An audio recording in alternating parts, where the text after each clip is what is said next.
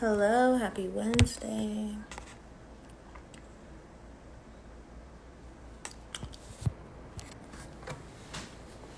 It's a little.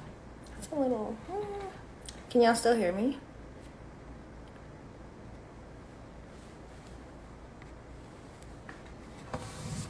This could be cool for today's topic if it's working the way it's supposed to.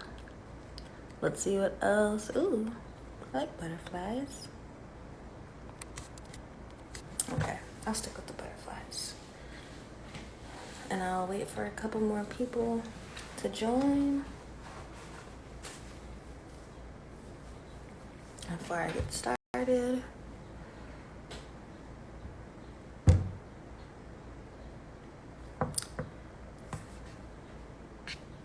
Start in just a few minutes.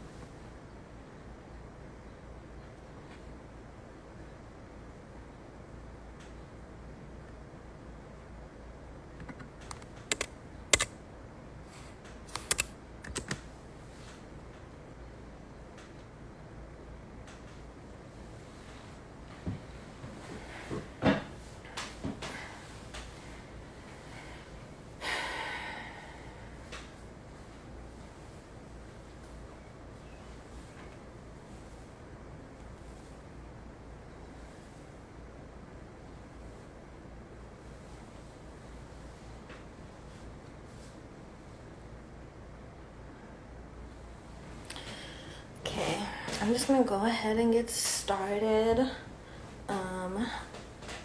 Hello, happy Women Wednesdays again. My name is Soul. I'm one of the social media influencers for the community health team, and I'm also an art educator for Whitman-Walker's new cultural center, The Corner, at The Corner, DC. Make sure you all are following and keeping up with all our work there. We do have a really cool exhibition going on right now called Stay Alive to Life, Resilience in Times of COVID. And it's one artist, Piotr Halski, at Labor Camp, who responded to COVID by illustrating posters for 225 days. So one poster a day while he was in quarantine, and kind of just archived what he was going through and what, the people here in the United States were going through as well within those 225 days. I think it's a really beautiful exhibition, and I would really encourage y'all to come and see it. We're open Thursday through Sunday, and you can find all the information on The Corner DC. That's our @ and thecorner.com. Yes. Yes, thecorner.com. Yeah. Outside of that, today is going to be my last day as social media influencer, delivering content. Next week I'll be here just to kind of reflect on my time as influencer, and I hope that you all decide to join and show me some love and kind of have a Talk Back Tuesday segment where maybe some people can join the live or ask me questions about what's next. And yeah, so I'm gonna jump right into today's topic. As you all know, my name is Soul. I let y'all know my title, and my pronouns are she, they. During the past few months, Whitman-Walker's Community Health Department expanded its outreach efforts to the social media platform. We covered various topics about HIV, STI, sexual health practices, access to care, social determinants of health, and general public health interventions. Our series of outreach sessions also focuses on the current pandemic, COVID-19, and ways to manage your sexual, personal, and mental health. The community health team is here to educate and support you. Today, I wanted to use this platform to talk about celebrating Pride in the middle of a pandemic. and give some alternatives to those who are still not comfortable gathering in large groups.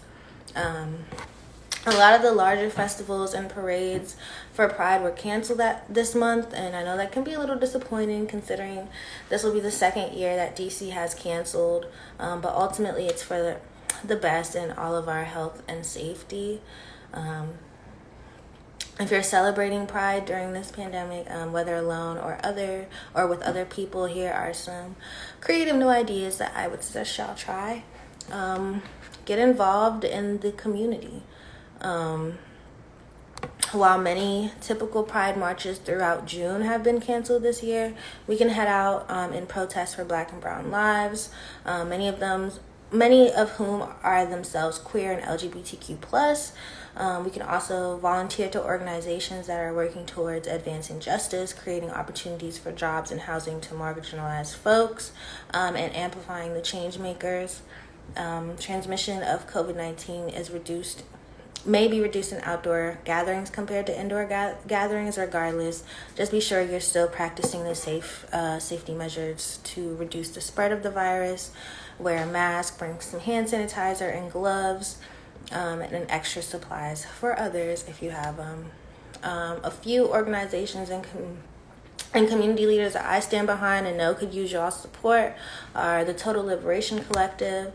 That's at TL Collective DC, and I'll make sure I put all of these in the comments. We have the Heal the Homies Mutual Aid, and that's at heal_DA_homies. The Palm Collective at the Palm Collective DC. Joella Roberts is an amazing activist and leader in the community, fighting for Black and Brown lives, immigration, queer people. I would definitely suggest following her. A lot of the orgs that I support, I was introduced to because of her, and so yeah. Her is at Joella. That's JOELLAA_.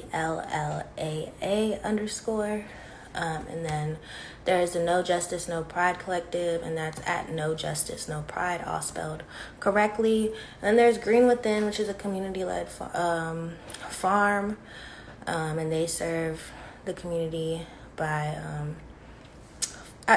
farming, agriculture, and making sure that they can feed people with what they are growing. So those are a few people that a few collectives and mutual aid funds that I personally stand behind, and some people that I am rooting for and would love if more people would root for them and support them.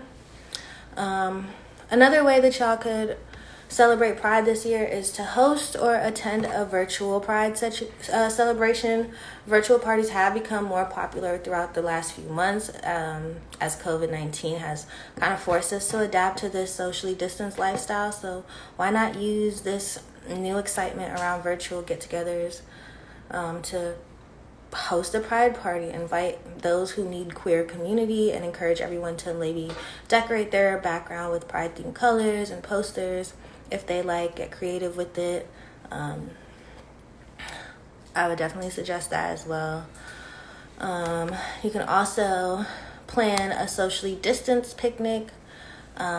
New York City and other cities painted white chalk circles in their parks in order to help park goers adhere to social distancing guidelines. So why not employ the same technique for a picnic of your own if you have, a nice big backyard, or if you live close to a park and can tell when there's usually a lot of people or when there's not. You can, use your judgment to plan a outdoor picnic.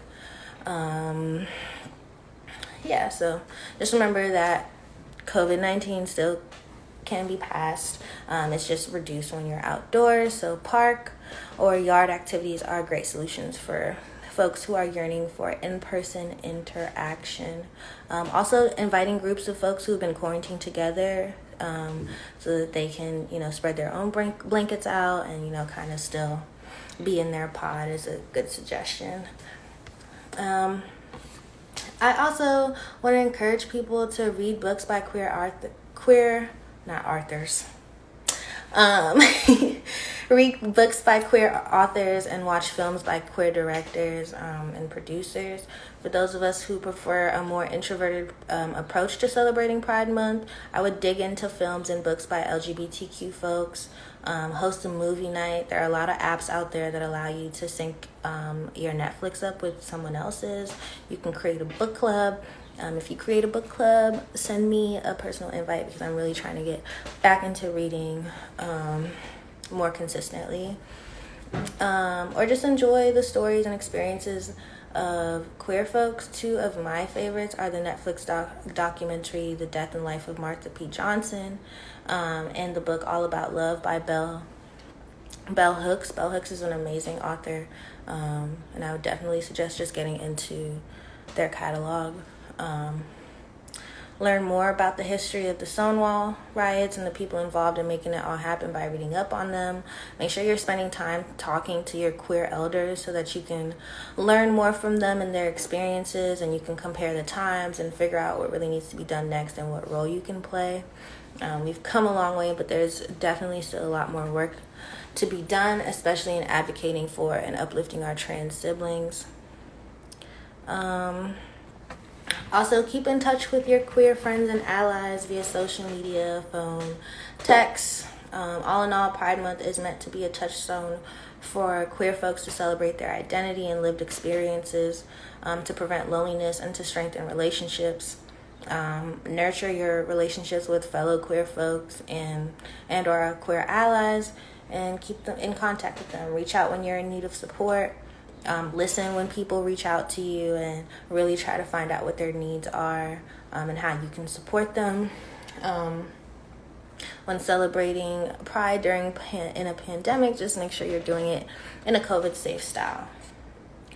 All of that being said, there are still a few Pride events that I would, encourage y'all to look out for. The Washington Blade is doing a collaboration with DuPont Underground for a month-long exhibition, and it's running till June 27th. So the former trolley car station located under DuPont Circle that showcases a mix of photographs and video footage honoring the roots of drag in America and DC's drag scene. The exhibition, as well as drag performances and a Sunday brunch, will take place each Friday, Saturday, and Sunday during the month of June. You can go to the Washington Blade website to find details on that. On June 11th, there are the Capitol Pride Honors, which is an in-person event to be held at the Compass Coffee Factory in DC's Ivy City neighborhood. That's 1401 Oakey Street Northeast, in which the Capitol Pride Alliance will present its annual honors, recognizing outstanding individuals, leaders, activists in DC who have furthered the causes of the LGBTQ community. Capitol Pride is also organizing some Pride events for Saturday, June 12th. From 11 a.m. to 12:30, they're going to have a vaccination station at DuPont Circle, which is hosted by Whitman-Walker Health. From 12:30 to 2:30, they'll be doing a walk and a rally where folks meet at DuPont Circle and walk from there. From there to 13th Street and then down to Freedom Plaza for a brief event/rally. And then from 3 to 6, there's a Pride Vehicle Parade, and the Whitman-Walker testing van will be in the vehicle parade, and the route has yet to be publicized, but you can also go on the Capitol Pride website to find out more information on that.